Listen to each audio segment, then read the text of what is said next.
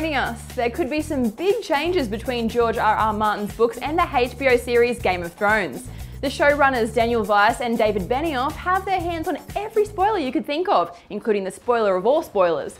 Martin is currently working on The Winds of Winter, the 6th book in the series, while the TV show is fast catching up. The premiere of Season 5 is scheduled for an April 12 release on HBO, which wraps up plots outlined in the 4th and 5th books, A Feast for Crows and A Dance with Dragons. You can see the dilemma here, we're at a standstill. However, Martin has exposed the ending for every story in Westeros to the showrunners, and Benioff said there will be parts of the show that stray from the books, in which altered storylines and surprising deaths have been speculated and some even leaked. Benioff and Weiss admit they have to keep pushing forward, wanting to conclude in the 7th season. However, HBO want to push for seasons past that, which would give more time for the books to catch up. This issue was addressed at the Oxford Union. The fact is, we didn't want to catch up. Obviously, we would hope that the books would come out ahead of the show.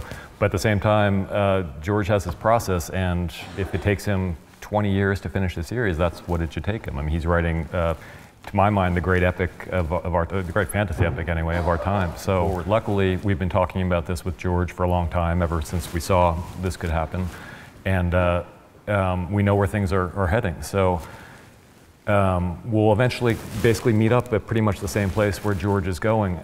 There might be a few deviations along the route, but we're heading towards the same destination.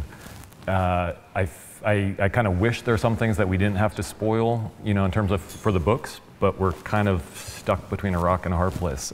So the show must go on. Just came up with that. The Game of Thrones creators Daniel Weiss and George Benioff joined the Oxford Union last week, along with Kit Harrington, who plays Jon Snow, and John Bradley, known as Samwell Tarly. This provided the audience a question and answer session, for which we provided you with the funniest moments. A lot of these are thanks to John's wit. When asked if they would survive in the same environments John and Samwell are put into, he had this to say. I don't think Sam would survive, would he? No. John, in your estimation, how long would Kit survive in a Jon Snow-like environment? In a Jon Snow-like environment? Longer than me. But people say, just with regards to, horse riding and sword fighting and things, my advice to all young actors is to seek out characters who are terrible at everything. Kit's moment, on the other hand, came rather unplanned. When asked if you could be any character, which would you choose to be? I'd like to be a warg. I'd like to put myself into a wolf.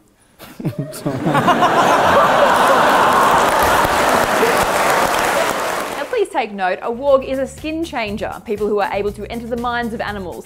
We found out that of all the characters the creators would bring back if possible, Jason Momoa was top of the list, known as Khal Drogo.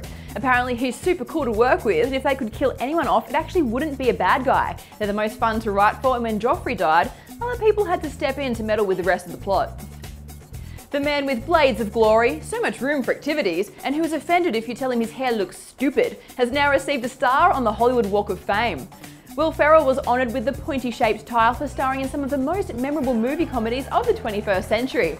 Of course, his acceptance speech had its own style, from refusing to accept it, referencing Jesus, his bodyguard, and he told everybody to come and see how good his kids looked.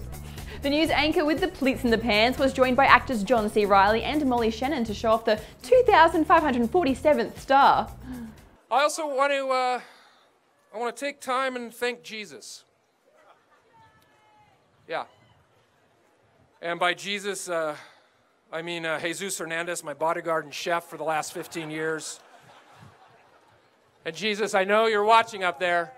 You're literally on top of this building watching us right now, making sure it's all locked down. Thank you.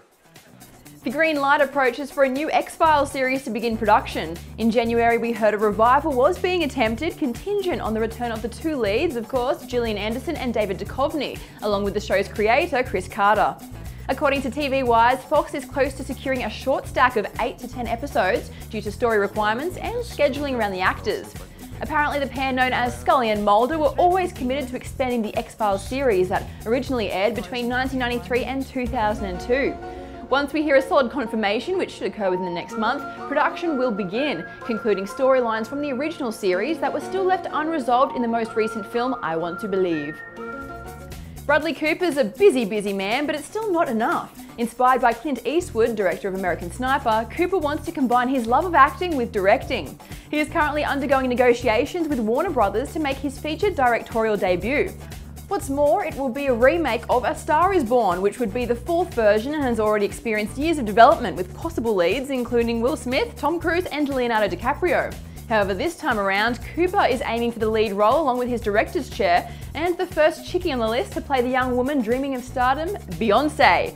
The next time we see him on the screen, however, will be opposite Emma Stone and Rachel McAdams in Aloha, and the man of many talents will be performing as the Elephant Man in its London transfer from Broadway. I'm Amy Jobson, stay upbeat.